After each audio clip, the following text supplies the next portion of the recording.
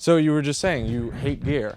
That's the stupidest. Yeah. So in high school, I found this drum machine, this Zoom Rhythm Track 323 at my local, like the music store in my hometown where I was trying to learn guitar in middle school and just completely hated it. I have no technique. I have no finesse, no nuance. And I just, I learned some open chords and just gave it up. But at the same shop, they had this like $100, digital sampler drum machine sequencer thing. And it was so cool because like I just touched it and stuff happened. It was so thrilling. There was no knowledge involved. You could just interact with this thing and it would be really rewarding and thrilling. So I was using it really rudimentary just to make loops and beats for like, I was, 16 or 17 listening to a lot of like MF Doom or whatever. And I was like, this is like, I want to make like cool, dark hip hop beats or whatever. But, I'm a well-off white nerd. I'm not exactly a master of that kind of thing.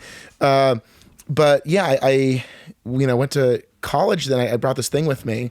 And at that point I didn't know this is the Limsbin demo. The BPM is at 120, the default BPM on the thing. Like it's like dun dun dun dun dun. I didn't even know how to speed it up. Like my knowledge was so like incredibly rudimentary, and I'm actually really proud that that's barely changed. Like almost nothing has changed about Limsbin in a decade, which I actually I think is I'm gonna just embrace that. I like it. So that was before college, right?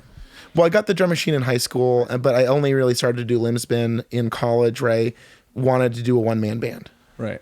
And you studied ethnomusicology, right? As well. I did, as, yeah. Yeah. Well, I went to Hampshire College, which is a very experimental, like sort of out there kind of school, and basically you create your own major. And it took me years to figure out what I wanted to do. But basically, I've always been more interested in why people do things than how they do things. I think that's more interesting to me, and I did this. I basically wanted to leave the school having not just written a big paper. I was like, if I just leave here writing a big paper, that sucks. And if I just learn how to write an academic paper, all it's going to set me up for, especially in ethnomusicology, is graduate school. And I do not like school. And I did not want to go to school more. Okay. So I was like, well, what's a way to tell this story and also learn a skill and also get people to actually engage with it? Yeah. And I was like, well, radio. I grew up listening to radio in the car. I remember in high school, I'm not proud of this, but I remember like listening to the Kevin Smith Smodcast. I was listening to podcasts almost from the get-go. I'm talking like at this point, like 15 years ago or something. So like right when it started. Yeah. Like I remember when they were really a novelty, it was like, hey, the guy who directed Clerks just talks for like an hour or like, and he was talking about like, it's Kevin Smith. You can guess what he was talking about. Like weed in New Jersey and his wife's butthole or something. But like, I remember like, I knew I just liked listening. I thought, it's such an experience, the theater of the mind, like it's real, and I didn't want to make a documentary movie because that's a whole other world. I didn't want to write a big paper that only for other academics. So I was like, I'm going to do this story about my friend Marvin, who's going to be playing at the show that we're recording this at right now. He's a Puerto Rican man from Holyoke, Massachusetts, and he made black metal about his indigenous Puerto Rican heritage from the perspective of like, a modern, guy living in a small city suffering from post-industrial depression and he that story of him telling the story of his life and his culture through black metal was so interesting. Yeah. And the point was like, how am I going to get boring white people to listen to this like scary music being made by someone talking about something that they really would probably never engage with on their own. And I realized that medium of radio was the way to bridge my research into something that people could actually experience a little bit more than just reading a paper or something. Yeah, I agree with that.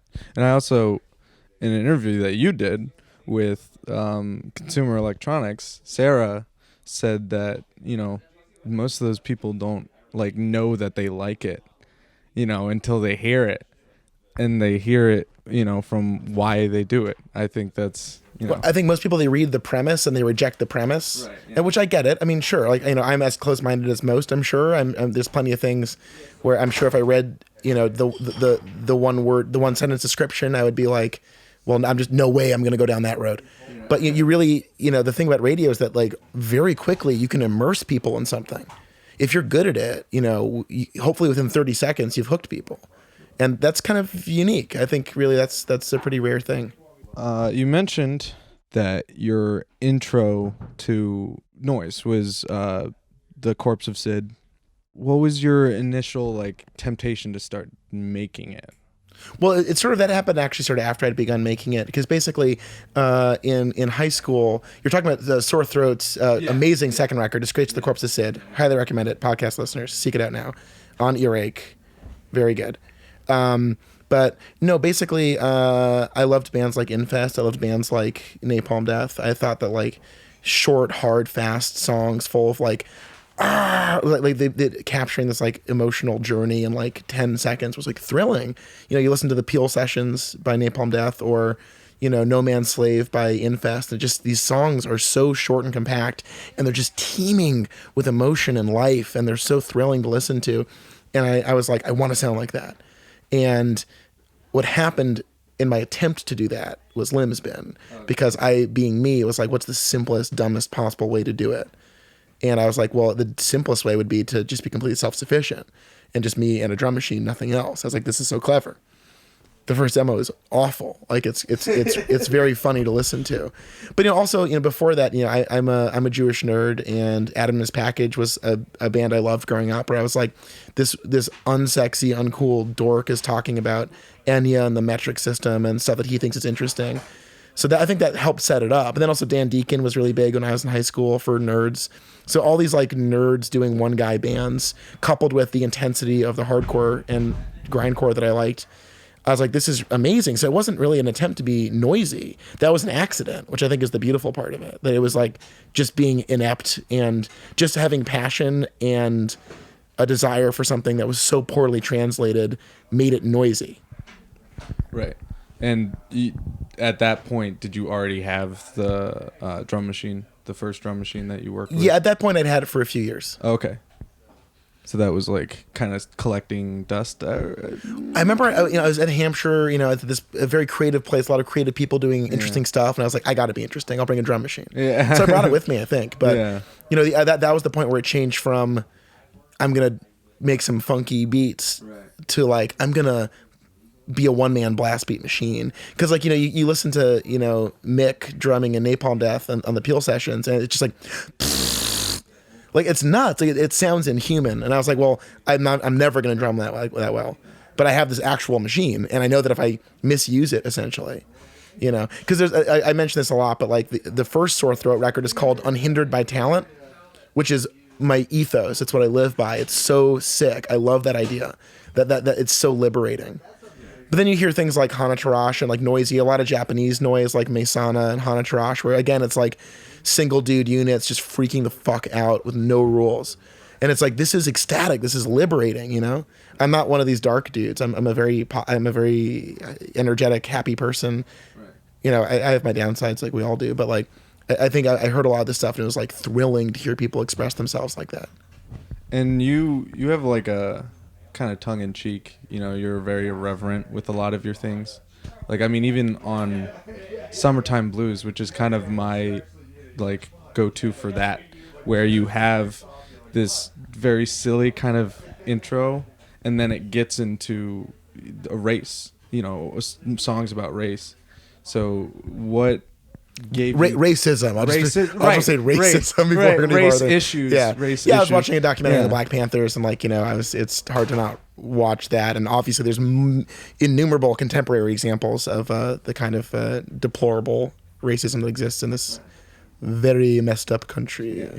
So was that just kind of part of your personality that came through, that you have that ability to just change from serious to jesting kind of? I think that's like the fun of it, is that like, it's all heartfelt. Like I think you need to be able to laugh and make fun of what's going on as much as like you can joke about the things that are around you and the sanctimonious nature of things. And that's what I'm saying. Like, I'm not going to give examples of bands because, it's a small world. But I think, when you have people who are delivering extremely blunt political messages, that's a little tiring and condescending. And when you have bands that are like, I carve up prostitutes and I live in hell, it's like, well, I mean, you're a nerd. Like you're trying to get off on this experience of this illusion of power. And I think it's both funny to be joyless and it's funny to be power tripping or ego tripping so hard that you can't laugh at yourself. So I think, anything between those two things is fair game to me. So your most recent full-length album, One Happy World. And technically speaking, only that's the LP. Right. So Yeah. in a decade, I squeezed out one official LP. So. Right. So your lyrics are very blunt, almost like 2 words sometimes, and that's just the title of the song. And then you have kind of a kind of rambling sounding, I guess. No, they sound more accurate than I can cut them down, man. Just say the word. What was your approach to at least most of those songs? I'm sure there's some diversity in how you came up. Well, a lot of it's just, constantly jotting down poetry or verse that I like, or things that, I really grew up loving like Japanese hardcore, and a lot of the lyrics for bands like Warhead or Bastard or Total Fury are just like really blunt and really to the point. And obviously it comes from like these bands writing songs in English that they heard on Minor Threat records or Discharge records or whatever, and finding ways in their own style to like even further simplify things and make things that are really evocative and demonstrative and powerful sounding. And I loved that. Like, I think Warhead, certainly songs like What to Do with This Yearning, like what a beautiful poetic title for a song that is. And there's like a question mark on it on the record. I love it. Or like, Bastard, Wind of Pain, Forget About Dishonor. It's like it has its own beauty to it. And they're I really I loved how blunt that sounded. So and again, like the whole minimalism, it goes back and forth, because like the beauty of a band like Disclose, another Japanese hardcore band, if Discharge had a 2-sentence song, Disclose had a 1-sentence song. Like that's so much cooler, right. And like that whole sloganeering thing, and that probably comes from Crass or whatever, that like that ability to like make these very broad statements that sound very stirring. I love that stuff. It's fun to write anthems. Like I think of all of it as writing little anthems for a room full of idiot hardcore kids to sing with you. Right. It's anthems for the new 7-inch coming out on Wyatt Records at some point in 2019. If you're listening and it's not 2019, I'm pissed at you. But it's called Blast Anthemics for a New Generation of Ecstatic Youth. Excuse me. Right. And like that's again, it's the same thing. I just love these like ridiculous, pompous, like it's so funny, because in my mind, if you're putting out a record or if you have space to create something, it's your real estate. You can do whatever you want with it. Why are people not swinging for the fences every time? And I think even in these songs that are probably indecipherable to most people when I'm performing them, if you like go and read them, the lyrics, or sit with it and listen to it with the lyrics, like I promise you, like they're not. It's all very labored over. Some of the releases are less so, but most of the bigger ones, if I'm putting out like lyrics with it, it's because I took them seriously when I wrote them. So Compassion and Vision, that was in my version of like a jazz record, kind of, where I got together a band that I love, Wyatt Howland on electronics, legendary noise musician, a dear friend, he's amazing, and my friends Eric Brown and David Russell, again 2 incredibly talented creative artists in their own right. Yeah. So Eric's from here, right? We're sitting in Eric's house right now. Right, yeah. And David Russell and Wyatt Howland, they're from Cleveland, Ohio. We recorded it in Cleveland in the practice space. When I lived in Cleveland briefly, we practiced in this one warehouse a lot. So we recorded it there. And yeah, it's just like, it's a session. It's 2 halves of a session. So were you saying words, or were you just... We were like locked in a hot room, and that shit's just like... That was a really grueling, brutal recording session. So a lot of that was just totally, that's free jazz, baby. The notes I wasn't playing, yeah, that kind of thing. Going back to One Happy World, Kristen Hayter, right? Yeah, of Lingua Ignota fame. Yeah, right. She is credited, and you can kind of hear it. In some of the songs, especially Get Better Speakers, baby. Yeah, she pops on that. She sounds great. Yeah. It not on my first listen. I couldn't, And then when I saw it, I was like, oh my god, there's someone else singing, and it's her. Yeah. And what was it like? Did you kind of handpick the songs? Well, what happened was, I had played a show with her in Providence, and we knew each other through The Body, who are old friends of both of us. And I played this amazing show in Providence. It was like Dave Public played, I think Double Dragon played, Noise Nomads, Jeff Hartford, one of the greatest living noise musicians, Western Mass, baby. He's in California now, California Jess, West Coast Jeff. But we played the show together where like, her set made me cry, because I got her EP, All Bitches Die, and listened to it over and over again on this one summer tour. Like literally it was accidentally on repeat in my car. I didn't even notice. I was just like, I loved this record. So I got to play with her at the end of that summer, or maybe the early fall. And she just like brought me to tears. Her art is really incredibly powerful, and her live show is, I think, very hard to top. It definitely, following that up, sucked. There's a tape of me with that set I did on it. I'm like, I can hear myself like still recovering from like Kristen's set. But I was recording the record at Machines with Magnets with Seth Manchester, and it was a crazy session. We did it all in 5 hours. We did the full record and a tape, and then mixed it all. There were a few other mixes that happened, but I would say 90% of the work happened in 5 hours on that record. So she came in and I chose to do some songs for her to double up vocals on. Okay. Yeah. Was that was just kind of spur of the moment? No, we planned it out. I was like, you got to come and, because I was like, this is the record. I want to have some more depth to it that I can't do on my own. Mm-hmm. Not only did Seth do a phenomenal job engineering it and mixing it and mastering it, but I was like, this is a real opportunity. And if I can get Kristen to, throw down on this, because I love all that, like, guest vocalist jumping on the mic kind of shit. It's delightful. And I guess now that we're on the subject of Lingua Ignota, one of her posts that really resonated with me was a picture of her after a performance. And she said in her, like in the caption in the photo, like how she feels after performance, and like it's just like awful and lonely. How do you feel after a performance? I mean, it really depends. Like, I think like a lot of one person performance things, like, well, I mean, she's the subject matter she's dealing with, I could not conceivably speak to. I've led an unbelievably privileged, lucky life. She's talking about some experiences that are truly harrowing. So, for her to bring those up, I imagine that's something I can't come close to imagine what that's like. But I know if I am not satisfied with it, I know pretty quickly. Like, I think I know as it's happening. Because a big part of Limp Spin is that, like, there's so much interaction with the audience, even if if it's a set where I'm joking around and talking a lot, or if I'm set where I'm not talking at all, like, that there's a lot of energy in the air that when it's there, it's there. When it's electric, it's there, And if you're playing a club, I'm like, if the bartender and the sound guy liked it, it was like a good set. Because they don't have to fucking like your band. Right. But like, how do I feel? If I feel like it was a slam dunk, I'm on cloud nine. If I think it went poorly, I got to take a deep breath and recoup a little bit. Has it been more like cloud nine as you've gone on, like over the years? You can't control these things, because like, if you're in a room where there's, I'm sure maybe only performers listening will get this, but like if it's not in the air, like if you can't feel it, it's dead. Yeah. And it's really hard to convince people to have fun with you.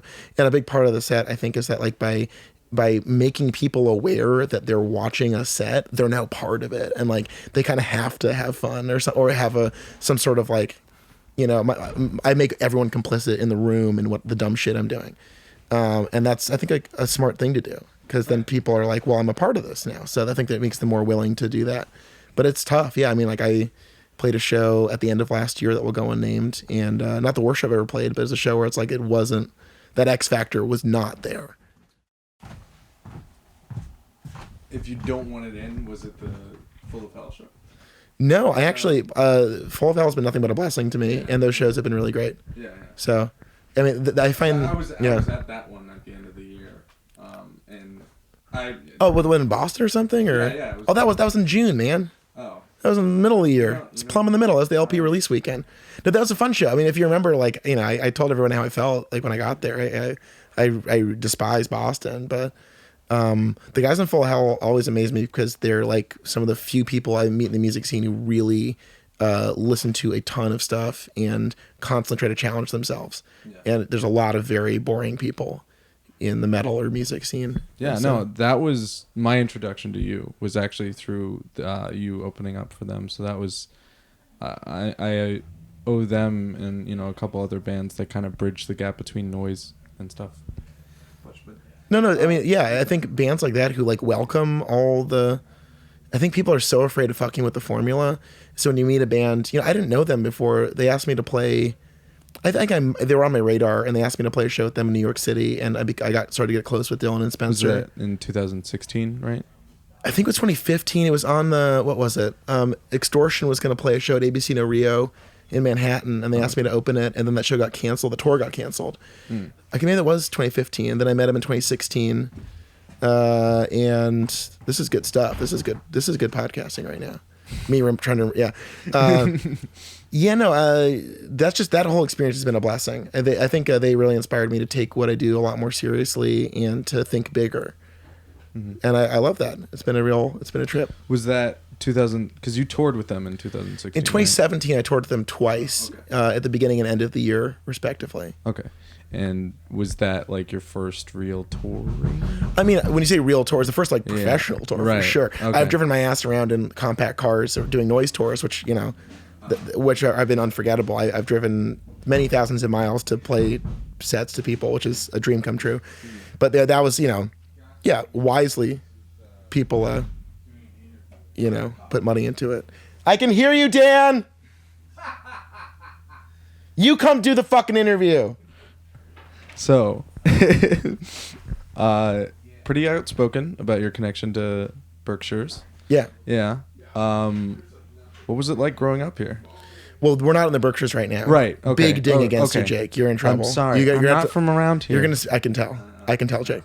We're in the Pioneer Valley, which is very different. But the Berkshires are like this weird sort of sad. I mean, it's this beautiful, sad, amazing place because like it used to be like the playground of the rich and wealthy back in the 19th century. Edith Wharton's The Mount. It was in Lenox or like the Lenox Club, Tanglewood, all these like sort of big cultural institutions for the well-to-do from that era. And over time, the population is decreasing. There's a lot of crime. There's a lot of, the opioid crisis is certainly a big part of life in New England in general, but also in the Berkshires. So when I was in Pittsfield, which is sort of like this struggling industrial city in the heart of the Berkshires as a kid, it was a pretty worn down place. General Electric had its weapons wing, General Dynamics, there during the Cold War. So when that factory closed, the town suffered greatly for a long time. So in the early thousands, there was this like really scrappy punk scene, which we would book shows in like pawn shops and basements and living rooms, and that experience taught me how to rig up a PA, how to play bass in a terrible band. But like that DIY spirit came from growing up in a pretty. It was not a bright lights, big city scenario. It was not sexy. It was a lot of people like fighting to survive. And I'm a very lucky person. I'm not saying I was in any physical danger, but like, I think because I wasn't like, slipping off to shows at the Bowery or whatever. It was like really a lesson in how to make do with not a lot. So that's why you hate Boston, is because Boston's just a boring pit full of fucking idiots, and I hate it. It's understand that. Its major crime is just being a culturalist dump, where the locals are awful, it's so segregated, and then the college kids just flit in and out while the rest of it just like molders. Though I am a Celtics fan. Okay. Yeah. You like basketball? What? Baseball is my number one passion. Okay. I'm a huge Mets fan. I was raised in a Mets household, so I've been watching this season avidly. I'm going to go to the home opener April 6th down at Citi Field. Okay. See Thor pitch. Very excited. But the Sox are my AL team, so I keep it local in that regard. But yeah, basketball's great. I mean, the problem is come March, I would say the NCAA and baseball just blow the NBA out of the water. I usually forget the NBA until the finals at this point. All right. Okay. Which is good if you're following the Celtics in 2019. I do not do sports. Ball. You're missing out, buddy. You can talk to any stranger in America. Yeah. Would you ever do shows with any of your collaborators? Or have you done them? Oh, for sure. There's been a bunch of shows. Okay. Limsman's pretty like it's what I want it to be, and that's like very important to me. Right. It's always what I want it to be. And yeah, I've had the great pleasure of performing with some wonderful people. Both my brothers have played in Limsman at different points. On the piano, right? One of your my little brother on the piano, but also he played some noise at a show in Detroit once where I got a full beer can thrown in my face. on the way home from picking him up in college in Wisconsin. We played a few shows, and that was great. That sucked. I had a job interview like 2 days later, and I had this big old shiner from the beer can. But yeah, I've played with, again, Wyatt Howland. We did a tape called 18 Rack Demo where he played bass on it. And I just want to say, whenever I do a version of the band that has a stringed instrument, everyone likes it. And I hate that. You introduce one familiar thing, everyone's like, oh, it's actually pretty good. Yeah. I've had people like, what if they were riffs? Like, that's the whole thing. Yeah. You don't want riffs. I don't want, they're useless to me. Right. It's not what you're here for. Right. But yeah, no, I like playing with people. My friend David Russell, again, he did, we did a dual vocal set once in Cleveland. That was like a dream come true. That must have been pretty cool playing with Set Start Sep. I've now played them a few times. Oh, on the okay. radio show. Yeah. When I had my show at WFMU, that was one of the first big bookings where I was really thrilled. Of course, no one at the station knew who the fuck they were. But yeah, I mean, like, they're just one of the most exciting, hardworking, incredible bands. And yeah, they were like, come do vocals with us. And I was like, fuck yeah. Dream come true. Yeah. That must have been crazy. We've played at this point, like, I want to say 3 shows together in Brooklyn, at Vassar College. I think my other band, Cell Dog Imitation, which is now broken up. We played a show in this very house with Say Star Sep. That was a fucking awesome show. Cool. And when you perform with other people, like live, is it more like the free jazz, kind of like on Compassion and Vision, where you kind of just let it fly, baby? Yeah. It ranges. Sometimes it's. I think the beauty of noise is that a lot of people who play noise, you really got to embrace the chaos. And I think a lot of the people I choose to play with are ready for that kind of challenge. So I think there's some mapping it out. There was a short-lived version of the band called Lim's Band that was like the punk band version. And I once did a big set at my house when I lived in Amherst at a show house called Dad City, where it was like 2 drummers and a saxophonist and a guitarist. And that at this point was like almost a decade ago. Yeah. So that's kind of crazy. And you got the name from seeing a bin of limbs, right? In the Middle East? It was somewhere. Yeah, this is a long story, but I'll keep it relatively tight for the cast. Okay. The cast. I mean, version. if you want to, I have no idea why that's going off. I apologize. That's okay. I'm not worried. Yeah, I was in Israel on a high school program. I'm an American Jew. Got sent on a Zionist youth program thing. It backfired. I am not a Zionist. But yeah, on the weekends we were supposed to go out into the land and discover our people. And as teenagers, we just wanted to fucking party and try to make out. And I never really did much. I definitely drank a lot, but it was like pathetic. And alone? No, with other nerds, but okay. Not a lot of making out on that trip. Certainly no Israelis thought we were cool, for sure. They mostly despised us, I think. Well, they're just like we're like these doughy, annoying Americans who just get to come and go. It's the culture gap is so huge in a lot of ways. A lot of sweet, wonderful people too, but I think we're not hard-bitten warrior types, us American Jews, which is fine. We're our kind of people. Have to serve, right? It's military service is compulsory, but it's not like everybody's a frontline soldier or anything. There's a lot of roles you can play, or a lot of my friends who are anarchists who refuse to serve, like found ways to get out of it by playing up mental illness or finding ways to like game the system to just get discharged. But anyways, one of the weekends we went to go party with this Canadian fella, and he was a surgical student, and he took us to the anatomy lab in the basement of his college, Tel Aviv University in Tel Aviv, and showed us these corpses. And he like takes us down to the sub basement in this massive auditorium style classroom and unwraps these corpses and starts digging around in them with his bare hands. It was crazy. Oh my god! Was that like? Was everyone in the group like, yeah, we want to go do that? Oh, it was me and my only one friend. So it was just 3 of us. Yeah. Again, it was a weekend. We were supposed to be like, getting in touch with the blessed Holy Land or whatever. But yeah, no, we were probably smoking hash and hanging out at the beach that weekend. And he's like, you want to see corpses? We're like, hell yeah.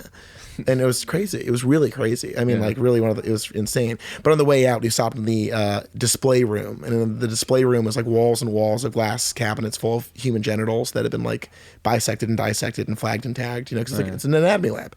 And in the back of the room, there's a big blue box that said limbs bin stenciled on the side. And I was like, what's a limbs bin? Because I was just so like completely overwhelmed. I was 16, 15? No, maybe 16.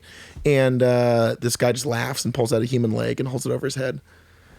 So when I was thinking about like what's a project about immediacy, about like the moment, I was like, well, that was, you know, that was drilled into my head forever. Yeah. It's like a crazy dream. I have to like talk to my friend who was with us every few years to make sure it happened, because it's like a fever dream. That must have been crazy. We got a few more minutes. That's cool with you. Okay. Yeah. Another kind of thing was Bliss Tech, because that was a while before, obviously, One Happy World. Is it kind of the same approach as far as lyrics? Well, I was living in New York at the time, and I think I'd written a bunch of records that were more, or recorded and edited a lot of more collage-based records that I think captured the anxiety and craziness of living in New York as a young person. And that was a record where I was like, I want to kind of go back to basics a little bit and write, you know, because I'd done 2 split tapes that I actually love. My split tape was Sidetracked from Tacoma, Washington, the Fastcore Legends, and my split tape with 2 Million Tons of Shit from England, who are this amazing noisecore band. One of their like 3 releases. They're amazing. But yeah, for Bliss Tech, I just wrote these songs where I was like, these are very personal and very direct, and they're kind of bummer songs. You know, they're about like after a breakup, living in Bushwick. I recorded that in my room in Bushwick, and yeah, just the whole thing took like 5 minutes to do it.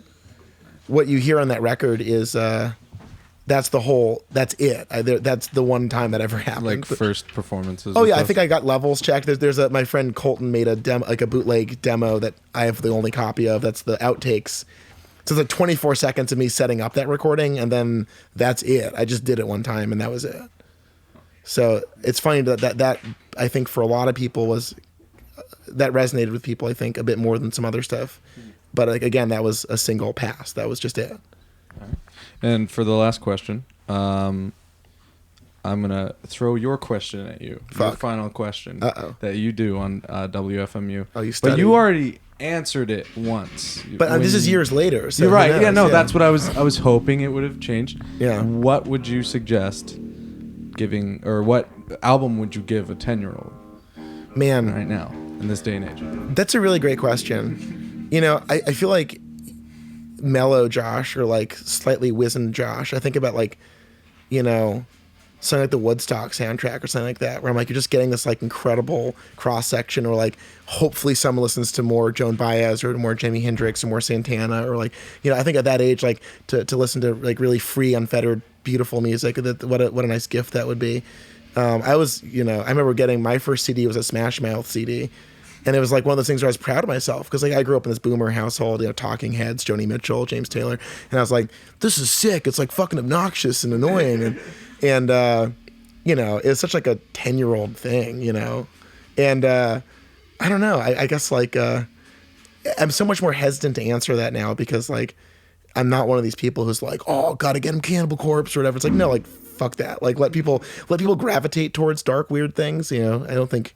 I'm not Tim Burton. Weird and dark is not necessarily what people should aspire to. Alice in Chains to Facial Mess. I'm not an Alice in Chains guy. Well, wow, you're gonna hate me. Jane's Addiction. It was the because their cover of Ripple on the Grateful Dead. Yeah. And then actually, if you read about that recording, this is the darkest part of the interview. I know about like the recording history of the Jane's Addiction Ripple cover on the dedicated Grateful Dead tribute compilation, but I think they sample the original recording of Ripple and some of Jerry's vocals on their cover of Ripple. But I remember as a kid, it was like on that cover album, which I've heard a million times, and now I'm like a pretty big Deadhead. I love the Grateful Dead. Right. But like, yeah, the Jane's Addiction thing, like the drums sounded so big and cool, and I was like, hell yeah, you know. And of course, now I listen to like, you know, Bill and Mickey playing Not Fade Away at Cornell or whatever, and the drums sounded huge. But like, I remember that being a big song as a kid, where I was like, this is like a little different. All right. So decide on one album. Could you do that? God. Could you do that? It's so hard. I just don't have a good answer anymore. I think maybe maybe I was like cheating as a radio host. You already answered. Yeah, I know, but I think I like to just make me face the fire a little bit. Yeah. Gaze into my own eyes. Like Dave Mustaine. All right. It's a good ending. Okay.